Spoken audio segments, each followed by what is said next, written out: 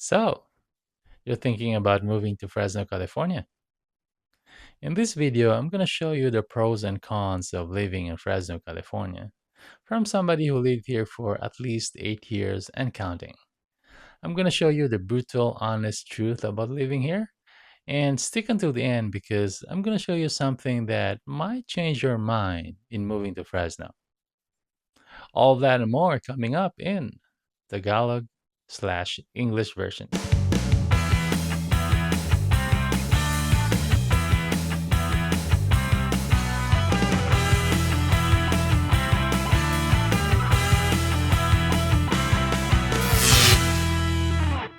All right. Welcome to the channel. For those who don't know me yet, my name is Ian T. Vinagracia with Central California Real Estate Pros, formerly Keller Williams Titus of Fresno. So let's get right to it. So one of the pros of living in Fresno is the cost of living. So isa to sa mga major na factors na kinonsider namin ng asawa ko when we moved here sa Fresno. For example lang, yung housing prices. So, if you compare the housing prices dito sa Fresno and LA, so sa LA, yung median home price doon is about 950,000 to $1 million. Dito sa Fresno, ang median home prices dito is about $410,000 as of 2026. So nakita mo na it's about 50% less yung housing prices dito. So that's a major factor for somebody na looking to move here if you're planning to buy a house or rent an apartment, for example. It's the housing prices is definitely lesser dito sa Fresno. Okay? And then one of the cons naman in living in Fresno is the extreme summer heat. Uh, so dito sa Fresno, since nasa Central Valley tayo, yung Central Valley kasi para siyang bowl na surrounded siya ng mountains.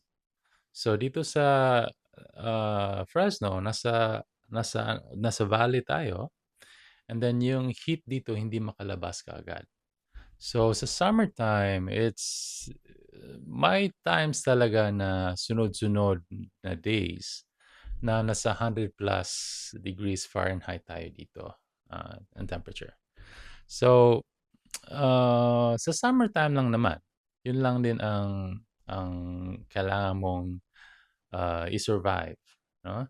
So sa winter time, sa fall, or even sa springtime, okay naman yung weather dito.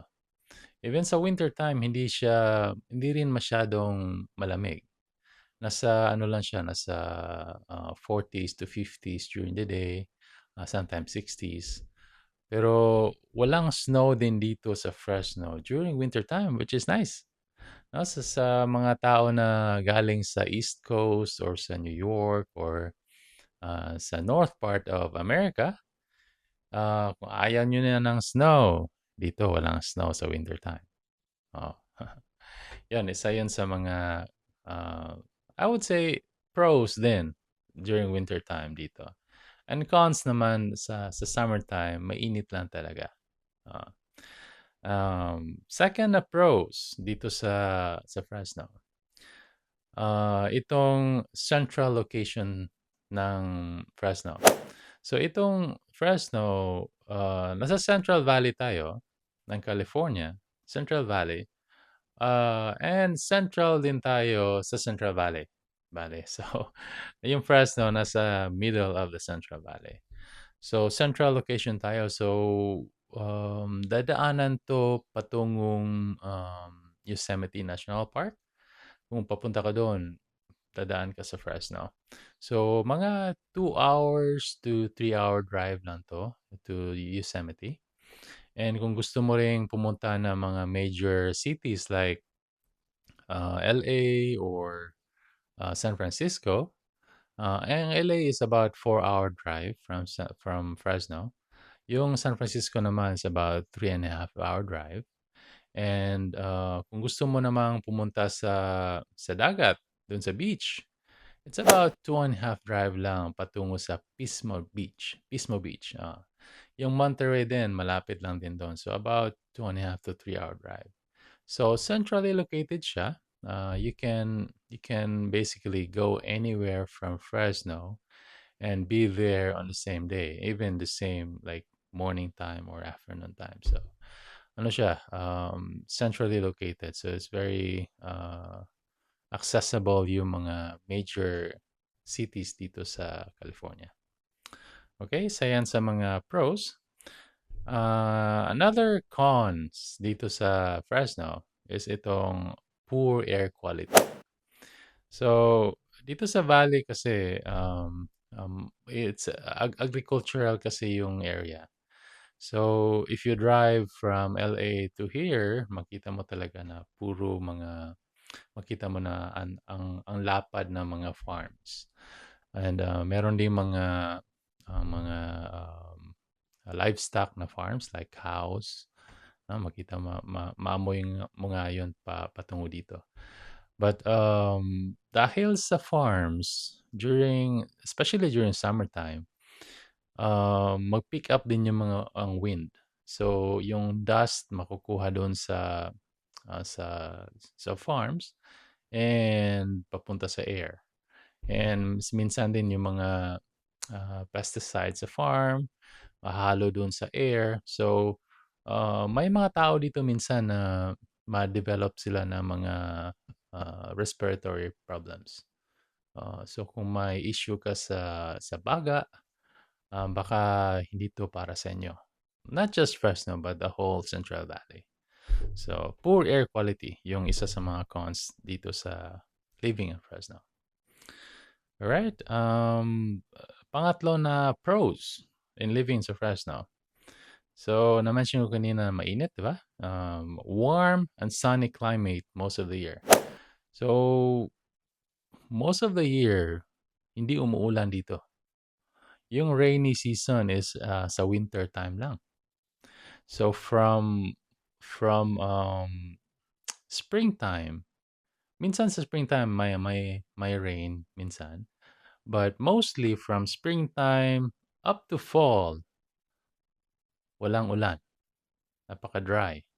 Kaya siguro mabalitaan niyo minsan na maraming mga wildfires dito sa California. Kasi during those times, walang ulan. There's no rain. So, napaka-dry na mga leaves, na mga dry leaves, yung mga bushes. Kaya madaling ma-catch na fire and madaling ma-spread out sa forest. Kaya madaming forest fires dito. So, isa yun sa pros, I would say, na warm ang climate and sunny climate most of the year. So, if you like that, then Fresno is for you. Okay, and pangatlo naman na cons dito sa living in Fresno is if you like nightlife, no?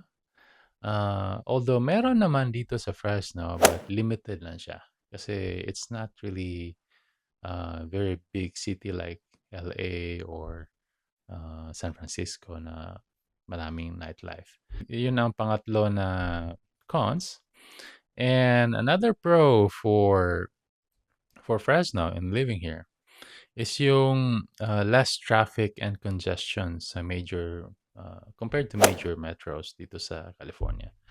So, if you have been to LA, kung nakadrive ka sa LA, you can really see gaano ka-congested yung mga roads doon. Nakapagtaka nga kasi ang lalaki ng mga roads doon sa LA, pero dahil sa ang daming mga sasakyan, ah, yung traffic jams doon malala din. When you come to Fresno, hindi masyadong malala yung traffic. So, I think isa rin sa mga nakaka-help dito sa Fresno is yung mga roads dito is parang naka-block yung style na, naka-blocks. So, hindi lahat ng tao dadaan sa isang road during the day. So, marami kang options kung saan ka dadaan. So, yan siguro naka-help na hindi ma-congested masyado yung ang mga roads dito. In fact, may kaibigan ako na he moved here sa California several years ago, and he tried to live doon sa Sacramento.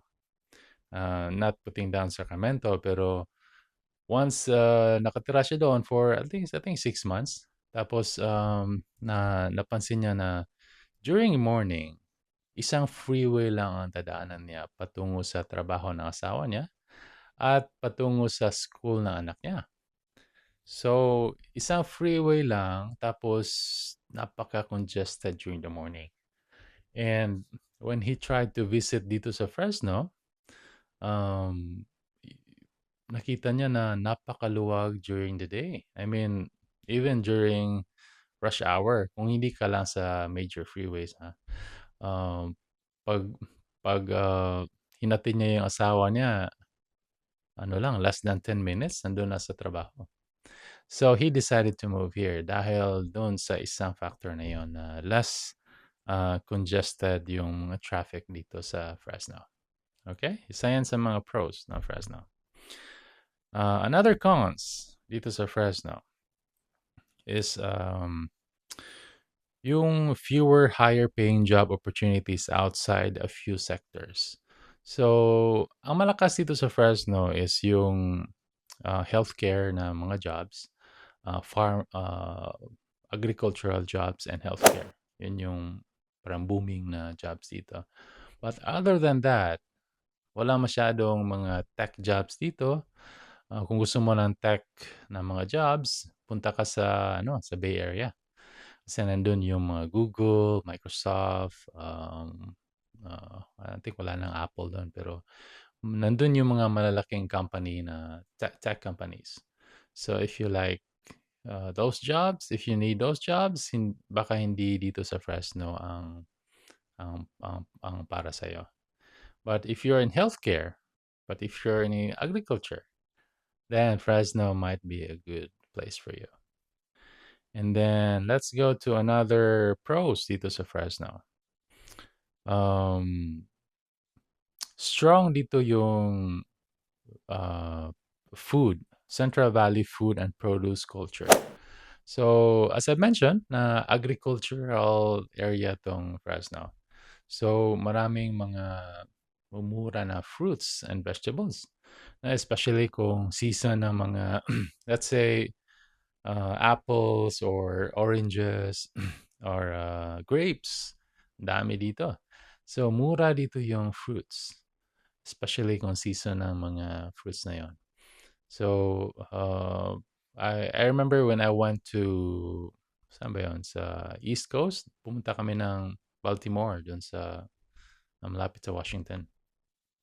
And when I went to the groceries, nakita ko na, ang mahal ng grapes.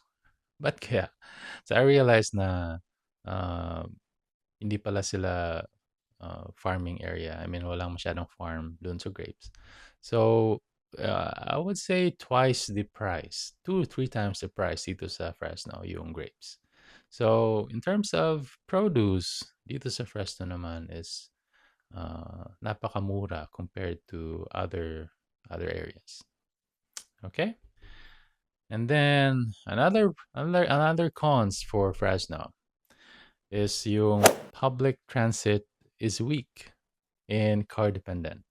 So car dependent dito sa Fresno, if you don't have a car dito sa Fresno, mahirapan ka mag-ikot dito. Kasi walang train, um, walang meron namang buses, pero limited yung schedule for the bus. So you have to wait several hours pa siguro for the next bus to come. So dapat meron kang car talaga dito. Kung wala, mahirapan ka mag-ikot. So car dependent yung mga tao dito. Alright, and isa sa mga na-mention ko kanina sa intro na I would like to give you something that might change your mind when you live in Fresno. So as I mentioned, during summertime, napakainit dito. No? So it will be hundreds. No? In fact, today, in the time of recording, nasa hundreds tayo ngayon. 102, 105 degrees Celsius, not Celsius, but 100 Fahrenheit. No, 105 Fahrenheit. Mainit dito sa Fresno.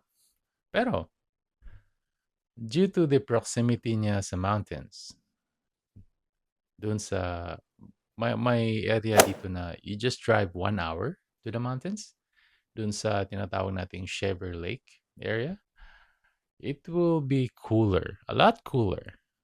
So, one time, pumunta ako doon during summertime. It was like 10 to 15 degrees cooler dito sa, doon sa taas. And it's just 1 hour drive, right? So, meron kang option to go to those places if you wanna escape the heat.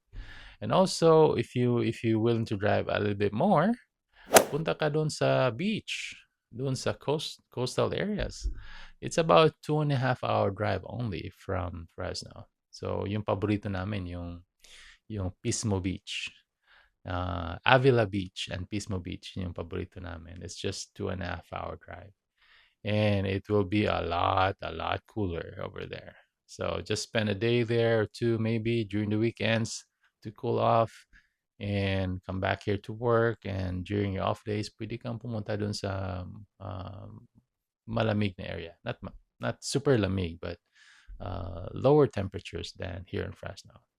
So, yun yung ang mga pros and cons in living here in Fresno. If you have more, if you know more about living here in Fresno, pros and cons, don't hesitate to put there in the chat. And hopefully everybody makakatulong tayo sa mga kababayan natin na are thinking of moving here in Fresno or in surrounding areas. So not just in Fresno, but maybe in Clovis or Madera or Sanger, maybe this just no malapit lang dito sa Fresno. Okay, if you have any questions about what we went through today, don't hesitate to call me, text, or email, and I'll be glad to help you out. Okay. All right. Again, this is Ian Divinagracia with Central California Real Estate Pros, and I'll see you again next time. All right. Bye bye.